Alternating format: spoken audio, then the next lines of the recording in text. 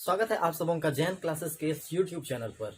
आज हम लोग देखने वाले हैं एनसीईआरटी बुक क्लास 10 का मैथमेटिक्स। और आज हम लोग देखेंगे चैप्टर 1 वास्तविक संख्याएं रियल नंबर का एक्सरसाइज 1.2।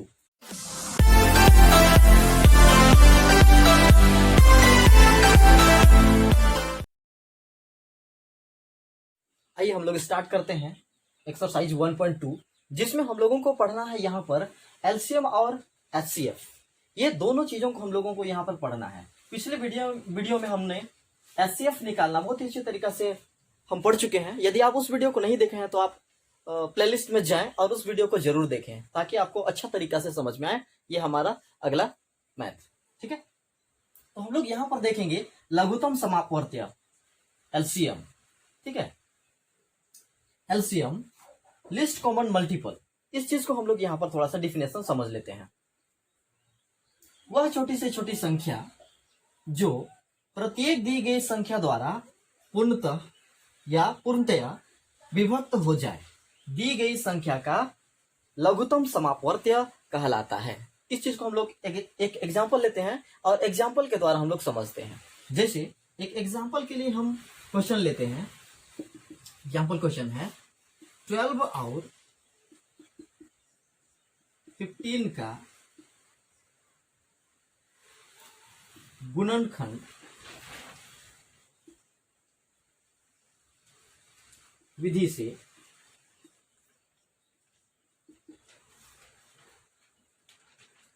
एलसीएम ज्ञात करें। ये क्वेश्चन है। तो हम लोगों को सबसे पहले क्या करना है कि 12 और 15 का गुणनखंड निकाल लेना है। तो गुणनखंड हम लोग अलग अलग भी निकाल सकते हैं, लेकिन यहां पर मैं एक साथ निकाल रहा हूं। 12 और 15 3 के साथ में भाग जाएगा। 3 चौके 12, 3 पचे 15। ये 2 के साथ में जा सकता है, लेकिन ये हमारा नहीं जाएगा, इसलिए हम लोग इसको ऐसे ही छोड़ देंगे। और इसको हम लोग लिख सकते हैं 3 इंटू 4 इंटू 5। मल्टीप्लाई कर देंगे तीनों को। 5 चौके 20 और 20 तिया 60। देख रहे हैं। तो इसका एलसीएम जो है 12 और 15 का एलसीएम 60 आ रहा है। तो एक चीज समझिएगा, यहां पर 12 और 15 दो दी गई संख्या है और ये दोनों दिया गया संख्या इस संख्या को पूर्णतः विभक्त करता है या नहीं करता है, ठीक है। तो यहां 12 पचे 60, रिमाइंडर हमारा 0 हो रहा है, इसलिए हम लोग यहां पर देखेंगे कि ये पूर्णतः विभक्त हो जा रहा है।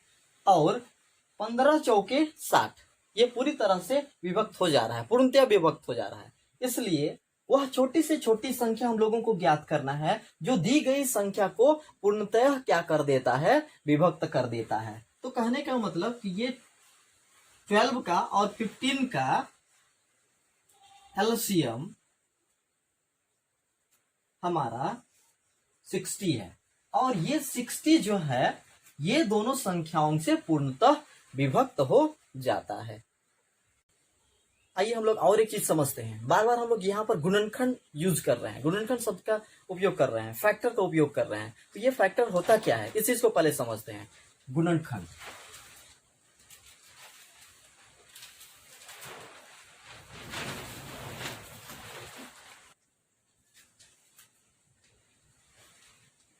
गुणनखंड तथा गुणज, ये दोनों होता क्या है। पहले हम लोग देखेंगे गुणनखंड को। गुणनखंड यदि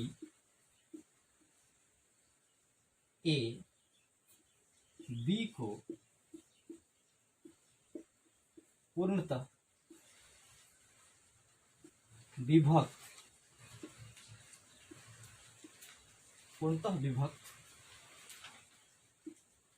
कर देता है तो ए को बी का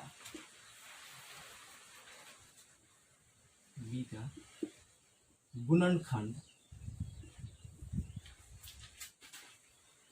कहते हैं तथा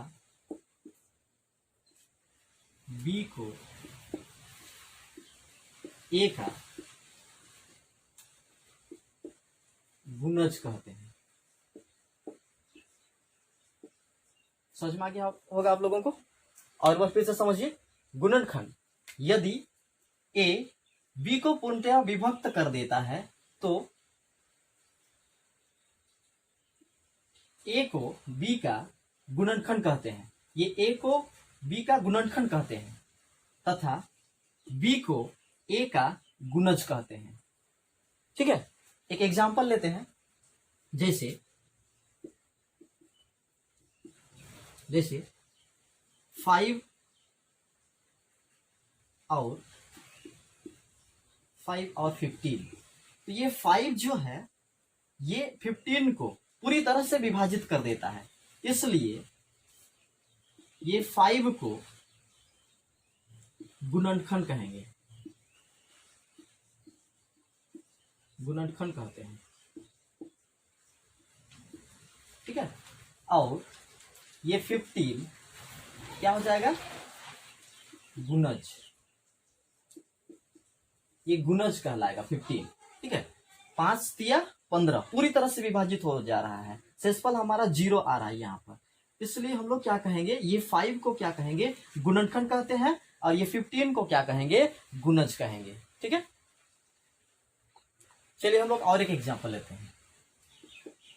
एग्जांपल जैसे 35 का अगर हम लोग गुणनखंड निकालते हैं तो 35 का गुणनखंड होगा 1, 5, 7 और 35। ठीक है, तो ये जो संख्याएं हैं ये 35 का गुणनखंड है,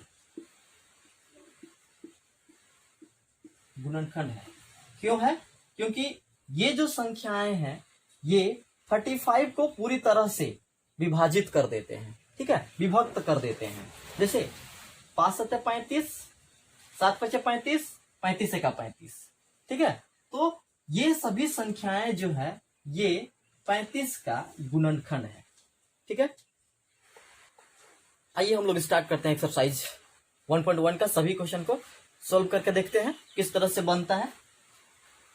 निम्न संख्याओं को, फर्स्ट नंबर क्वेश्चन है एक्सरसाइज 1.2 का। निम्न संख्याओं को अभाज्य गुणनखंडों के गुणनफल के रूप में व्यक्त कीजिए। हमारा फर्स्ट क्वेश्चन है 140, सेकंड नंबर है 156, थर्ड नंबर है 3825 और फोर्थ नंबर में है 5005 और फिफ्थ नंबर में है 7429। ठीक है, तो इन सभी क्वेश्चन को हम लोग देखेंगे कि किस तरह से उसका अभाज्य गुणनखंड के गुणनफल के रूप में हम लोग व्यक्त करते हैं। तो फर्स्ट नंबर क्वेश्चन को हम लोग लेते हैं 140। तो ये 140 को क्या करते हैं हम लोग, सबसे पहले यहाँ पर इस तरह से करेंगे और यहाँ पर 140 को लिख देंगे और इसको तोड़ने का कोशिश करेंगे। पहले इसका गुणनखंड निकालेंगे। ठीक है, तो सबसे पहले ये 2 से विभाजित हो जाएगा क्योंकि इसके लास्ट में सम संख्याएं हो या फिर 0 हो। ठीक है, तो वह 2 से विभाजित हो जाता है। 2 सते 14, यहाँ पर 0 था, ये पूरी तरह से 2 सते 14, 7 बार में ये पूरी तरह से चला गया, ये 0 बचा है। 0 को हम लोग नीचे उतार देंगे। ठीक है, फिर से हमारा 0 आया, ये 2 से फिर से हमारा गुणनखंड इसका निकलेगा। तो 2 तिया 6, 1 बचा हुआ है, 10 हुआ, 2 पचे 10। ठीक है, फिर 5 के साथ में ये जाएगा 5 सते 35। ठीक है, तो इस तरह से अब देखेंगे ये 7 के साथ में 7 के साथ जा रहा है, लेकिन हम लोगों को ये छोड़ देना हित नहीं। तो हम लोग यहाँ पर लिख सकते हैं 140 इक्वल टू 2 × 2 × 5 × 7। तो सभी क्वेश्चन को हम लोग इसी तरह से सॉल्व करेंगे। इसको और एक चीज हम लोग लिख सकते हैं कि हमारा बोर्ड एग्जाम में और एक चीज पूछता है हमारा कि 140 इक्वल टू, यहां पर हम लोग को एग्जाम में पूछ देगा कि यहां पर दे देगा 2x × 5 × 7 का में x का मान ज्ञात करें, तो यहां पर देखिए 2 × 2 है, तो उसको हम लोग क्या लिख सकते थे, यहां पर 140 इक्वल टू लिख सकते थे यहां पर 2 का पावर 2, ठीक है, इंटू ये 2 बार है इसलिए उसका स्क्वायर लगा दिए हैं 5 × 7। अब बताइए इसमें आंसर देने में कुछ दिक्कत होगा? बिल्कुल नहीं होगा, क्योंकि यहाँ पर x का वैल्यू को हमको बताना था, तो x यहाँ पर है, तो x का वैल्यू यहाँ कितना आ गया 2, तो यहाँ पे लिख देंगे हम लोग x इक्वल टू 2, ये हो जाएगा हमारा आंसर। और अगर सिर्फ बोलेगा कि अभाज्य गुणनखंड के गुणनफल के रूप में व्यक्त कीजिए, तो हमको क्या करना है कि हम लोग क्या करेंगे कि 140 इक्वल टू 2 × 2 × 5 × 7 ये लिख के छोड़ देंगे हम लोग, या फिर और एक हम लोग लिख सकते हैं 140 equal to 2 to the power 2 × 5 × 7, ये 2 बार था तो उसका स्क्वायर लगा दिए, ठीक है। इस तरह से यही हो जाएगा हमारा आंसर। ये हो गया हमारा अभाज्य गुणनखंड का गुणनफल के रूप में हम लोग इसको व्यक्त कर दिए हैं, ठीक है। आइए सेकेंड नंबर को सोल्व करते हैं। सेकेंड नंबर हमारा ये वाला 156, तो 156 को हम लोग क्या करेंगे, इस तरह से डायग्राम बना के यहाँ पर हम लोग लिख देंगे 156, फिर से ये हमारा 2 के साथ जाएगा, 2 सते 14, एक बचा हुआ यहाँ पर, एक और 16 हो रहा है, 16 हो रहा है, 2 8 16, फिर से 2 के साथ हमारे जाएगा, 2 3 6, 2 9 18, फिर 3 के साथ में हमारा ये जाएगा, टूटेगा, 3 1 3, 3 3 9, ठीक है। बस इतना ही करना है, आगे नहीं जाना है, 13 का 13 होगा, लेकिन हमारा फिर से 1 आ रहा है यहाँ पर, इसलिए हम लोग छोड़ देंगे उसको और लिखेंगे हम लोग यहाँ पर 156 इक्वल टू 2 × 2 × 3 × एक मिनट में इसको ऊपर लिख देता हूं ताकि अच्छा तरीके से मैं आपको समझा पाऊं। 156 इक्वल टू 2 × 2 × 3 × 13, ठीक है।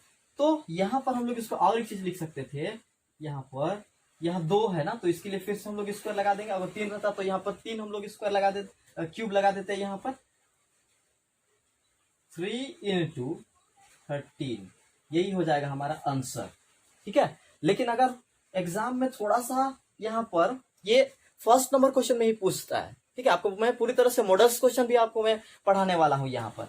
तो यहाँ फर्स्ट नंबर हमारा जो बोर्ड एग्जाम में जो हमारा क्वेश्चन पूछा जाता है उसका फर्स्ट में ही ये चीज पूछता है, पहला नंबर ही ये रहता है हमारा 1 मार्क्स के लिए। तो यहाँ पे अगर पूछ देता कि यहाँ पर लिख देगा यहाँ कि 2x × 3 ×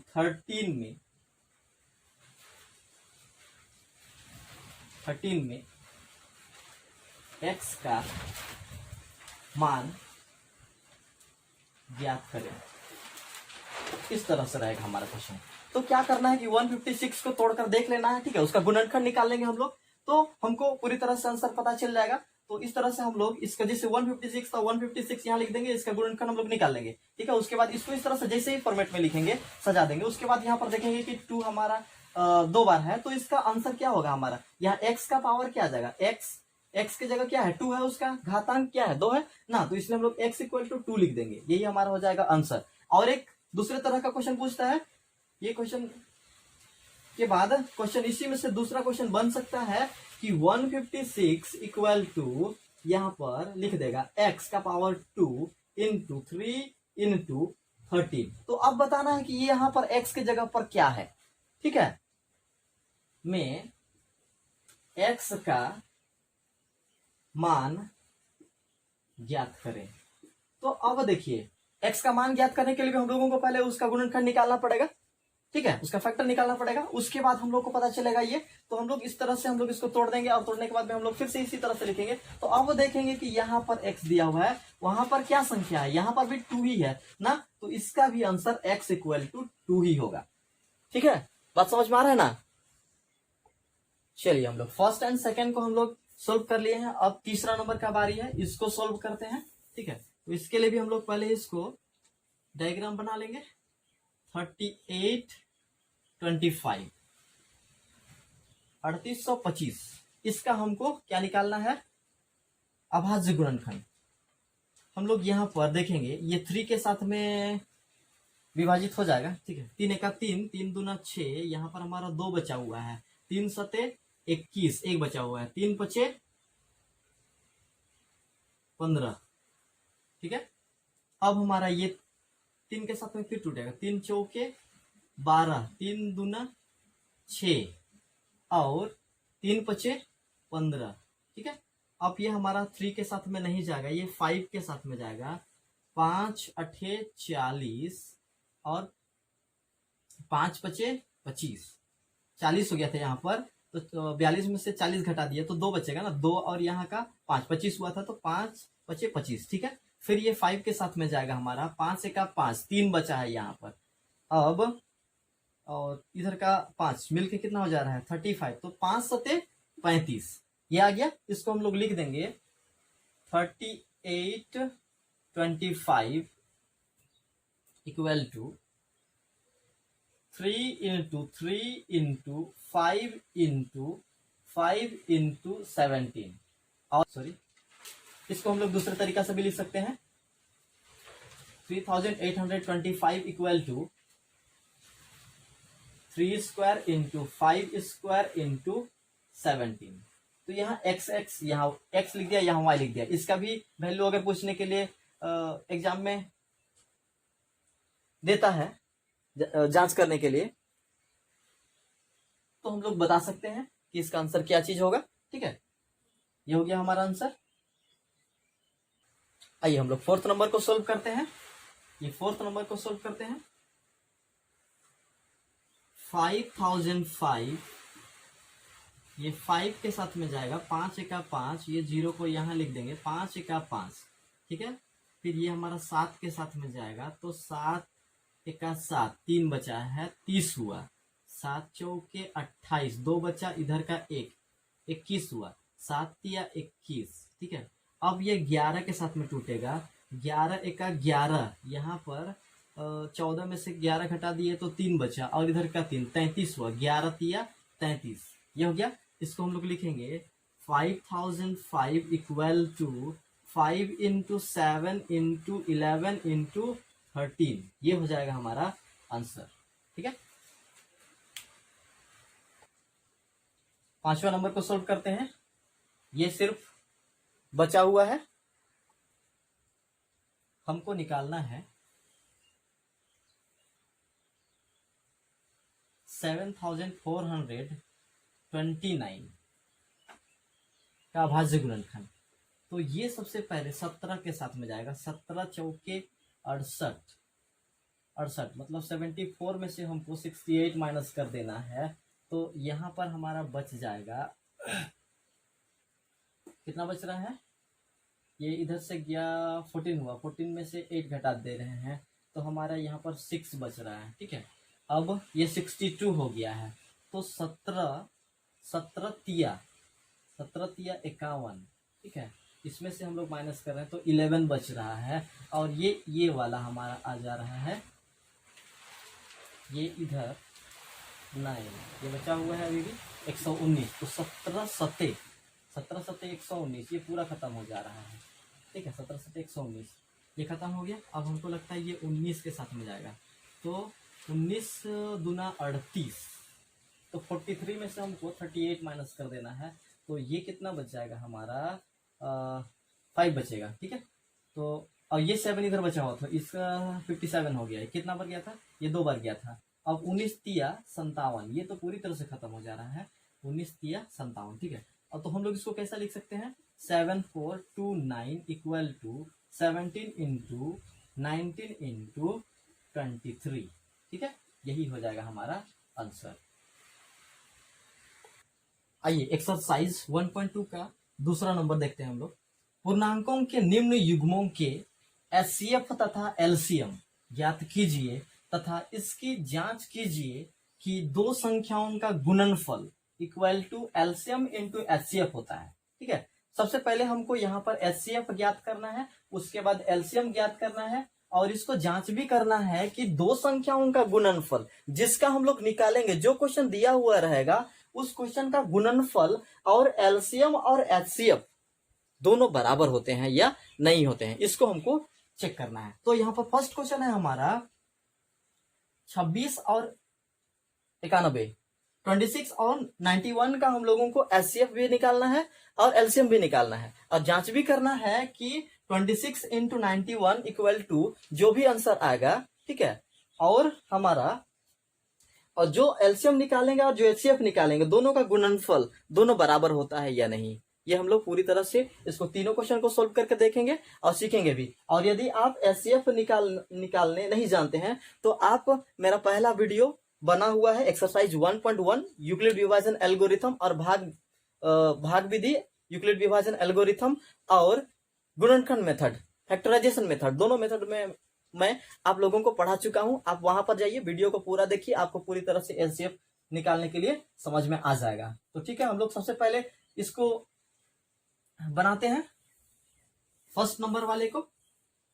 तो हम लोगों को एचसीएफ निकालने के लिए क्या करना पड़ेगा, दोनों को अलग अलग गुणनखंड निकालना पड़ेगा। इस तरह से हम लोग लिख लेते हैं, यहाँ पे 26 का लिख लेंगे, यहाँ पे 91 का लिख लेंगे, फिर इसको हम लोग गुणनखंड निकालेंगे। ये 2 के साथ में जाएगा, 2 एका 2, 2 3 6, ठीक है। और ये किसके साथ में जाएगा, ये 7 के साथ में जाएगा, 7 एका 7, 9 में से 7 माइनस कर देंगे तो हमारा 2 बचेगा, 2 और 1 21, 7 एका 7 और इधर हमारा क्या था, 2 था और यहाँ पर 1 था, तो 7 तिया 21 ये हो जा रहा है। तो यहीं पे हम लोग इसको लिख सकते हैं 26 इक्वल टू 2 इंटू 13 और 91 के लिए लिखेंगे 7 इंटू 13, ठीक है। तो ये हमारा कौन सा है, ये गुणनखंड विधि है, ठीक है। तो इसमें हम लोगों को क्या करना था कि जो बराबर है दोनों में उसका एक जोड़ा बनाना था। जैसे यहाँ पर 13 है और यहाँ पर हमारा 13 है, तो दोनों का एक जोड़ा बन रहा है, इसलिए ये इसका एचसीएफ जो होगा ये हमारा 13 आएगा। ये हम लोग पिछले वीडियो में पढ़ चुके हैं, आप नहीं देखे हैं तो आप उस वीडियो को जाकर जरूर देख लीजिए, ठीक है। अब यहाँ पे हम लोग देखते हैं कि इसका एचसीएफ हमारा 13 आ गया है। अब इसका हमारा एलसीएम क्या निकलता है, तो एलसीएम के लिए क्या करेंगे, एलसीएम है हमारा यहाँ जो जोड़ा बना चुके हैं हम लोग, उसके लिए एक लिखेंगे पहले। तो यहाँ पर मैं इसको पहले लिख लेता हूँ, 2 इंटू इस 7 को लिख लेंगे, ठीक है, और ये 13 के लिए एक लिखेंगे।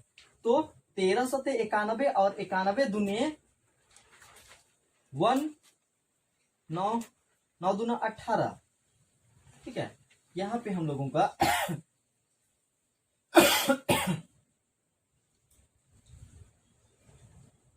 एलसीएम के लिए हम लोग यहाँ का 2 को मैं लिखा, फिर 7 को लिखा, फिर ये 13 को लिखा, ठीक है। तो 13 सते 91 हो रहा है, 91 दुना हमको गुना कर देना है, यहाँ पर ये हो जा रहा है 2 और 9 दूना 18, तो इसका आंसर आएगा 182, ठीक है, ये आ गया। अब इतना सही हम लोगों को नहीं करना है, हमको चेक भी करना है, उसको जांच भी करना है, ठीक है। आइए हम लोग जांच करके देखते हैं कि ये होता कैसे है, ठीक है। जांच कैसे करना है इसको भी हम लोग समझते हैं। थोड़ा सा मेरा तबीयत खराब है, फिर भी मैं आप लोगों के लिए वीडियो बना रहा हूं, तो आप वीडियो को जरूर एंड तक देखें और समझने का कोशिश करें। मुझे थोड़ा सा टाइफाइड हो गया है और टाइफाइड का पूरा कोर्स चल ही रहा है, लेकिन थोड़ा सा कमजोरी है, कमजोरी नहीं बहुत ही ज्यादा कमजोरी है, आप लोगों को लग ही रहा होगा वीडियो में देखने से। चलिए हम लोग जांच करते हैं। यहां पर हम लोगों को दो संख्याओं का गुणनफल, दो संख्याओं का गुणनफल equal to LCM into HCF, LCM into HCF, ये ज्ञात करना है। और हम लोग इसका जो है ये आंसर कितना आया था, आंसर हमारा एलसीएम के लिए, एलसीएम इक्वल टू हमारा आ गया था 182 और एचसीएफ जो हमारा है ये एचसीएफ है, एचसीएफ 13 आया था। ठीक है, याद रखिएगा। दो संख्या हमारा क्या क्या दिया हुआ था, 26 इंटू 91, ये दोनों संख्याएं दिया हुआ था। तो हम लोग इसको पहले गुना करके देख लेते हैं क्या आता है। ये 1 के साथ में मल्टीप्लाई करेंगे तो ये 26 ही होगा, एक को छोड़ देंगे यहाँ पर। 9 छक 54, 54 के 4 और 9 दूना 18, 18 और उधर का 5, कितना हो जाएगा 23। ठीक है, तो ये हो जा रहा है हम लोगों का 6 6 3 2। अब एलसीएम इंटू एचसीएफ को हम लोग मल्टीप्लाई करके देखते हैं। 182 इक्वल इंटू 13 मल्टीप्लाई करेंगे, 3 दूना 6, 3 अठे 24 के 4, 3 एका 3 और 2 5। इसको सेम टू सेम हम लोगों को यहाँ पर लिख देना है 2 8 1, क्यों, क्योंकि ये 1 है और 1 के साथ मल्टीप्लाई करेंगे तो वही संख्या होगा 6 6 3 2। तो यहां पर हम लोग देख रहे हैं कि दो संख्याओं का गुणनफल ये 3366 आ रहा है, 2366 आ रहा है। और एचसीएफ और एलसीएम और एचसीएफ का मल्टीप्लाई करते हैं तो फिर भी हमारा क्या आ रहा है, ये 2366, 2366 ही हमारा आ रहा है, इसलिए दोनों बराबर है। तो जांच में हम लोगों को क्या मिल रहा है कि दो संख्याओं का गुणनफल और एलसीएम इनटू एचसीएफ दोनों बराबर होता है। चाहे आप जो भी संख्या का आप एचसीएफ और एलसीएम निकालिएगा, उन दोनों संख्याओं का गुणनफल किसके बराबर होगा, एलसीएम और एचसीएफ जो निकलेगा उन दोनों को गुना करने से दोनों तरफ का मान क्या हो जाएगा, हमारा बराबर हो जाएगा। ठीक है, ये जो है इसके लिए मैं टेस्ट योरसेल्फ के लिए मैं क्वेश्चन दे देता हूं, इसको आपको इसको बना के देख लेना है। मेथड आप सीख चुके हैं। ठीक है, मैं ये तीसरा नंबर को सोल्व कर देता हूं। ठीक है, अगर आप इसको नहीं जान रहे तो तीसरे नंबर को देखिए और तीसरे नंबर को देखने के बाद आपको पूरी तरह से समझ में आ जाएगा, फिर इसको सोल्व कीजिएगा। ठीक है, तो यहाँ पर हम लोग क्या कर रहे हैं, थर्ड नंबर को सोल्व करने जा रहे हैं। तो थर्ड नंबर को हम लोग इस तरह से दोनों संख्याओं को अलग अलग इसका गुणनखंड निकाल लेते हैं। यहाँ पर 336 और 54 का, तो ये 2 के साथ मल्टीप्लाई होगा, 2 एका 2, यहाँ पर 1 बचा और 3 13 हो गया, 2 छक 12 और यहाँ पर 1 अभी भी बचा है, तो 2 अट्ठे 16, फिर 2 के साथ में जाएगा 2 अट्ठे 16, 2 चौके 8, फिर 2 के साथ में जाएगा 2 चौके 8, 2 दूना 4, फिर 2 के साथ में 2 दूना 4 और 2 एका 2, फिर ये 3 के साथ में जाएगा 3 सते 21। ठीक है, ये खत्म हो गया। आगे हमारा 7 एका 7, 1 आ रहा है इसलिए इसको नहीं करते हैं, छोड़ देते हैं उतना ही। ये हमारा 2 के साथ में जाएगा 2 दूना 4, 1 बचा हुआ है, 2 सते 14।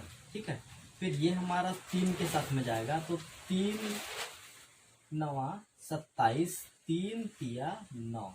ठीक है, इस तरह से हो जा रहा है। तो इसके लिए हम लोग क्या करते हैं, अलग अलग लिखते हैं दोनों को, दोनों गुणनखंड को। 336 equal to 2 into 2 into 2 into 2 into 3 into 7। अब उसी तरह से हम लोग 54 को भी लिखते हैं। तो 54 के लिए हमारा क्या है, 2 इंटू 3 इंटू 3 इंटू 3, बस इतना ही है। अब हमको इसका जोड़ा बनाना है। ठीक है, तो यहाँ पर देखिए ये 2 इसका जोड़ा है। ठीक है, इसके साथ में ये नहीं है, इसके साथ में नहीं है, लेकिन यहाँ पर एक 3 है, तो एक 3 के लिए हम लोग जोड़ा बना सकते हैं यहाँ पर 3 और 3। ठीक है, तो ये दोनों का जोड़ा बना दिए। ठीक है, अब हम लोग यहाँ पर लिखेंगे, इस 2 के लिए यहाँ पर निकालेंगे और इस 3 के लिए हम लोग यहाँ पर निकालेंगे। ठीक है, दोनों को मल्टीप्लाई कर देते हैं, तो मल्टीप्लाई करने से 3 दूना 6, 6 आंसर आ जा रहा है ना। तो हमारा यहाँ पर एचसीएफ इक्वल टू 6 आ जाएगा। ठीक है, एचसीएफ हमारा 6 आ जा रहा है।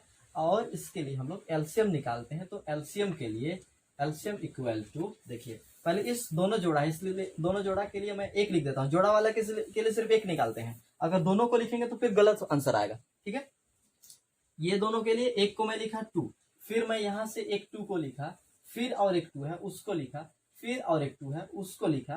ठीक है, फिर हमारा यहाँ 7 था तो मैं 7 को यहाँ पे लिख दिया। उसके बाद नीचे वाले से क्या क्या है, यहाँ 3 है, मल्टीप्लाई 3 है।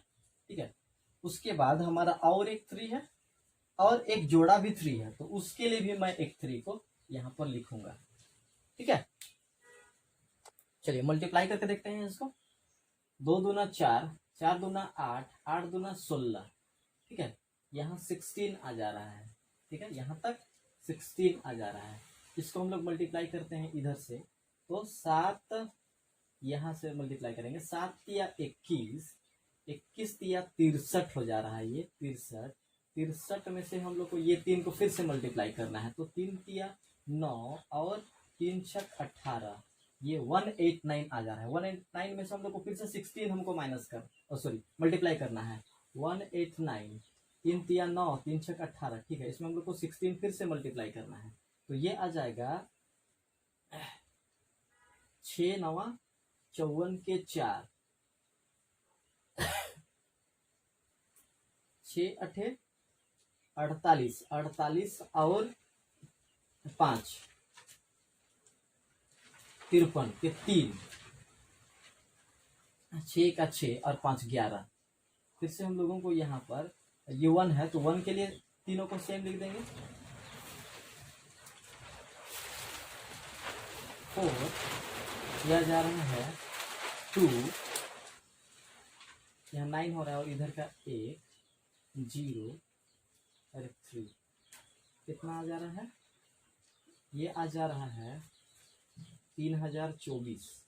ठीक है, एलसीएम जो है ये 3024 आंसर आएगा। ठीक है, चेक करके देखते हैं। दो संख्याओं का गुणनफल equal to LCM into HCF. ठीक है, तो इसके लिए हमारा एलसीएम आ गया है, एलसीएम इक्वल टू 3024 और एचसीएफ जो है, एचसीएफ जो है ये 6 आया है। ठीक है, तो दो संख्याएं हैं 336 इंटू 54 मल्टीप्लाई करना है, तो हमारा 6 चौके 24, या इसको इधर से गुना करें या इसको इधर से गुना करें, बात बराबर होगा। 4 छक 24 के 4, 4 तिया 12, 12 और उधर का 2 14, 4 तिया 12 और 1 13, 5 के साथ में 5 छक 30 के 0, 5 तिया 15, 15 और 3 18, 5 तिया 15, 15 और 1 16। ठीक है, मल्टीप्लाई कर दिए। अब इसको प्लस करते हैं, 4 4 12 7 8 1। ठीक है, अब इधर वाले को मल्टीप्लाई करते हैं। एलसीएम था हमारा, इसी जगह पे लिखते हैं, एलसीएम था हमारा 3024 गुना 6, मल्टीप्लाई करते हैं 6 चौके 24 के 4। ठीक है, अब यहाँ पर इसको इसके साथ मल्टीप्लाई करना है, तो 6 दूना 12, 12 और 2 14,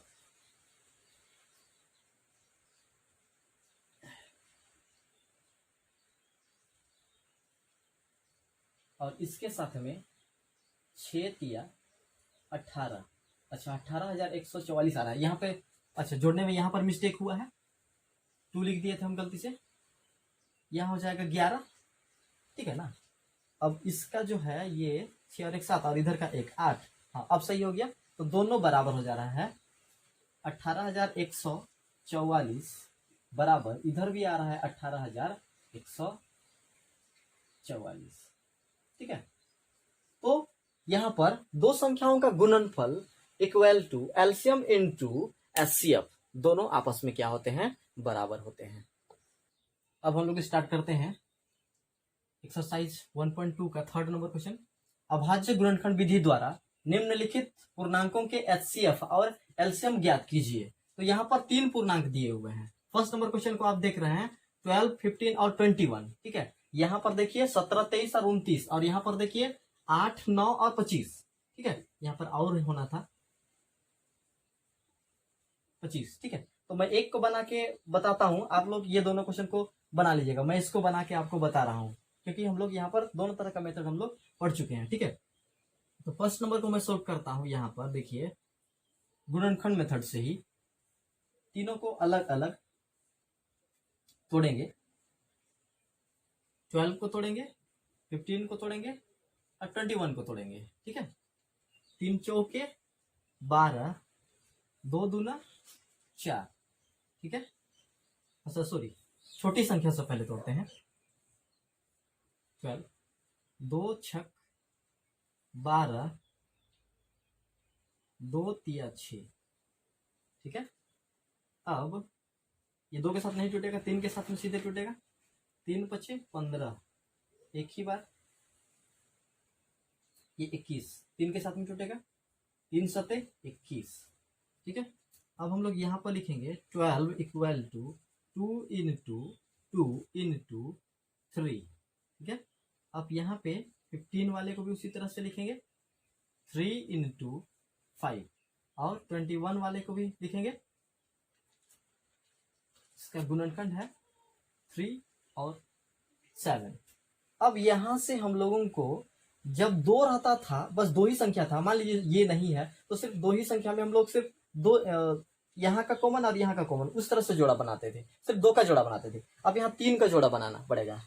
क्यों? क्योंकि यहाँ पर 3 पूर्णांक दिया हुआ है। तो यहाँ पर देख रहे हैं यहाँ 2 है, लेकिन यहाँ दोनों में किसी में से 2 नहीं है, लेकिन एक संख्या ऐसा है 3 जो है, ये 3 तीनों में है।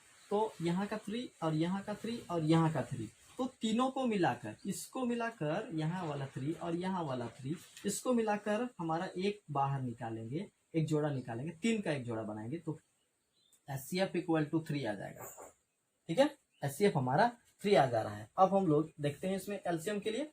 तो एलसीएम के लिए हमारा एलसीएम इक्वल टू यहाँ का 2 इंटू 2 इंटू 3, ये 3 क्या, कौन वाला 3 है, ये जो है 3 जोड़ा, 3 का 3 पेयर, 3 हम लोग इसको बनाए थे, ठीक है। यहाँ का एक, यहाँ का एक, यहाँ का एक, 3 का जोड़ा हम लोग बना रहे हैं, ठीक है।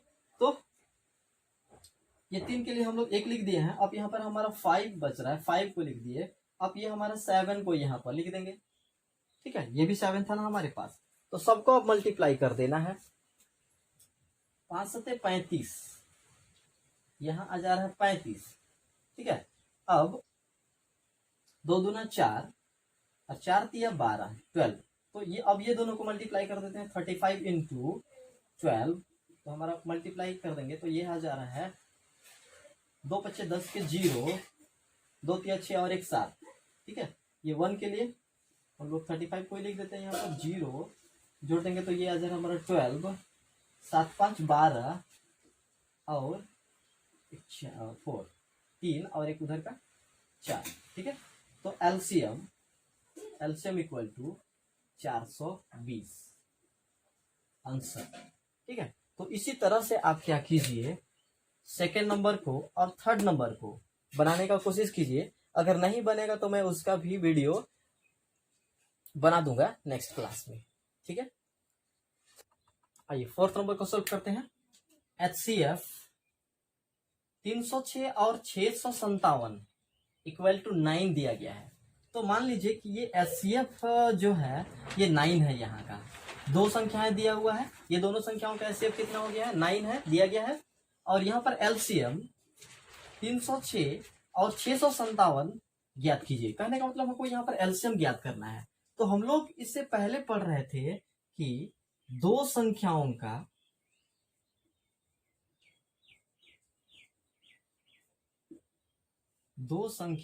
गुणनफल, दो संख्याओं का गुणनफल equal to LCM into HCF होता है। ठीक है, ये हम लोग पढ़े हैं, प्रूफ भी हम लोग इसको किए हैं ना, जांच किए हैं हम लोग इस पर कि दोनों तरह का संख्याएं आपस में क्या होते हैं, बराबर होते हैं। तो इस चीज को हम लोग क्या करते हैं, पलट के लिख देते हैं इसको। तो ये हो जाएगा हमारा LCM into HCF equal to दो संख्याओं का दो संख्याओं का गुणनफल, दो संख्याओं का गुणनफल। तो यहाँ पर हमको एलसीएम निकालना है, तो एलसीएम तो हमारा यहाँ रहेगा ही, लेकिन एचसीएफ तो 9 दिया हुआ है ना, दो संख्या, तो दो संख्या हमारा कितना है का गुणनफल 306 इंटू 657 लिख दिए। ये मल्टीप्लाई है तो है यहाँ पर 9 इसके साथ मल्टीप्लाई है एलसीएम के साथ में, तो ये इधर चला जाएगा, मतलब बराबर चिन्ह से उधर जाएगा, तो ये हमारा डिवाइड में चला जाएगा ना। तो यहाँ पर हो जाएगा हमारा एलसीएम इक्वल टू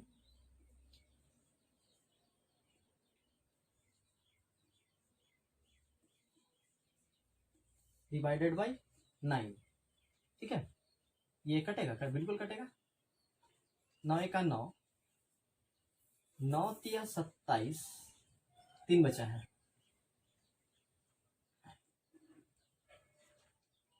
9 चौके 36, ये खत्म हो जा रहा है, हमारे पास बच रहा है 34 इंटू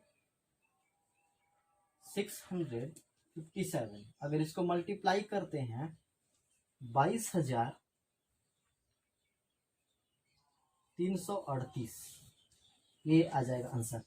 आप लोग गुना करके देख लीजिएगा इसको, इतना आंसर आता है या नहीं आता है। ठीक है,